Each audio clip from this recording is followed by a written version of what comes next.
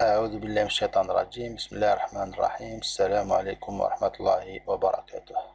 Nous allons étudier dans cette vidéo la boucle tank. Définition, c'est une boucle dont le nombre d'itérations n'est pas défini. Donc il est inconnu.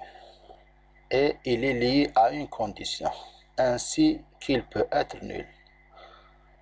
Syntaxe, tant que, entre parenthèses, une condition, une comparaison ou bien une proposition logique, tant que, condition, faire, et on a début tant que, fin tant que, et on trouve un bloc d'instruction. En Pascal, on écrit while, condition, do, begin, end et un bloc d'instruction. En Java ou bien en C, while, condition, remarquez qu'il n'y a pas le mot réservé do, accolade ouvrante et accolade fermante, et on trouve un bloc d'instruction.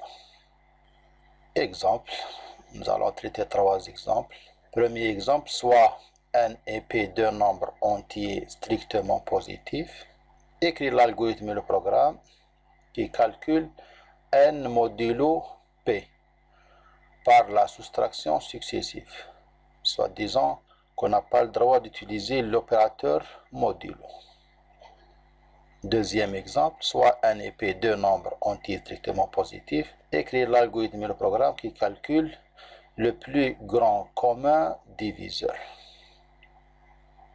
Exemple 3, soit un nombre entier positif. Écrire l'algorithme et le programme qui calcule le nombre inverse de n. C'est le transposé de n. Exemple, si n égale 3754, alors son inverse est 4573. Remarquez, le poids faible est devenu poids fort. Premier exemple, le modulo. Le modulo par la soustraction successive. Si j'ai un nombre, 15 par exemple, je veux calculer 15 modulo 4 par la soustraction successive. Donc 15 moins 4 vaut 11, 11 moins 4 égale 7, 7 moins 4 égale 3. Un nombre inférieur à 4, c'est le diviseur, donc je vais arrêter les itérations et le modulo égale 3. Est-ce que le nombre d'itérations peut être nul? Oui. Si j'ai donné un exemple où le diviseur est supérieur au nombre n, par exemple, il nous donne 4 modulo 15. Donc 4 modulo 15 est égal 0 et le reste est égal 4. Donc directement sur le modulo. Donc ici, dans ce cas, le nombre d'itérations est nul. Donc j'ai une boucle tant que, parce que le nombre d'itérations n'est pas défini et il peut être nul. L'algorithme, voilà. Lecture des données, données n, lire n. Voilà, c'est le modulo initialisé à n. Puis une boucle tant que modulo est supérieur ou égal à p, le diviseur. Donc, début tant que modulo reçoit modulo moins p. Le résultat obtenu après la boucle, c'est le modulo. Affichage des résultats. Le programme équivalent en langage en Pascal. Voilà, c'est la boucle. C'est notre sujet. Voilà, while modulo supérieur ou égal à p, begin, modulo reçoit modulo moins p. Le programme en C, la boucle. Même chose, while modulo supérieur ou égal à p, modulo reçoit modulo moins p. Même boucle pour le langage, le Java. Deuxième exemple, le plus grand commun diviseur de deux nombres entiers. Mathématiquement, le plus grand commun diviseur de deux nombres 1p est égal, d'une manière récursive, au plus grand commun diviseur de p et n modulo p. Donc est égal pgct. Donc cette opération est tirée jusqu'à avoir un 0 ici. Et le plus grand commun diviseur, c'est le nombre obtenue dans cet endroit. Algorithme, données n et p. Donc j'ai fait une copie pour n pour ne pas perdre la valeur de n pour une éventuelle utilisation. Même chose pour le p, une copie pour le p. Donc je vais travailler avec les copies de n et de p. Tant que la copie de p est différente de 0, faire, je vais sauvegarder la copie de n, écraser de n par p, remarquez, j'ai mis n reçoit p, voilà, la copie de n reçoit la copie de p, puis la copie de p reçoit le nombre n sauvegardé modulo le p. Et cette opération est répétée jusqu'à avoir un diviseur, un p nul. Donc, tant que la copie de p est différente de 0. Écrire le PGCD et la valeur obtenue dans Cn. Le programme en Pascal, voilà la boucle tant que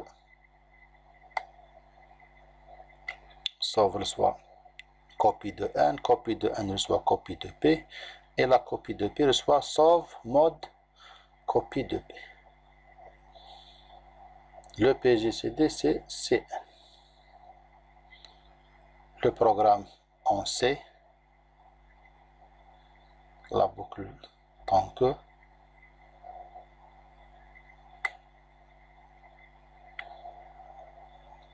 et le programme en Java. Voilà la boucle tant que. Passons maintenant au troisième exemple. Le nombre inverse. Donc, pour calculer le nombre inverse d'un nombre n, exemple n est égal à 3, 7, 8, 1. Donc pour calculer son inverse, on va suivre les étapes suivantes. On va récupérer cette valeur, ce bit, cette position. Donc cette position, c'est n mod 10. Donc on a besoin de n mod 10. Et ajouter à l'inverse. L'inverse au début est initialisé à 0. À chaque fois, on multiplie l'inverse fois 10 plus cette valeur. Donc, inverse fois 10. Voilà. Donc, cette expression est affectée à inverse. Pourquoi nous avons multiplié fois 10? Pour insérer toujours cette valeur à droite. Donc maintenant, pour passer à la deuxième position par n mod 10, il faut éliminer carrément cette position. Pour éliminer cette position, nous allons diviser n sur 10. Donc n sur 10 est affecté à n. Cette opération est répétée plusieurs fois jusqu'à avoir un 0 ici à n. Voilà, donc l'algorithme maintenant, écrire données n, lire n. Cn reçoit 1, c'est une copie de n pour travailler avec la copie et ne pas toucher la variable principale, la variable initiale n. L'inverse reçoit 0, donc tant que la copie de n est différente de 0, faire l'inverse reçoit l'inverse fois 10 plus Cn modulo 10. Pour éliminer la case utilisée, nous allons faire une division sur 10. Donc Cn reçoit Cn div 10. Fin de tant que l'affichage des résultats, l'inverse de n est inverse. Le programme en Pascal, voilà la boucle tant que.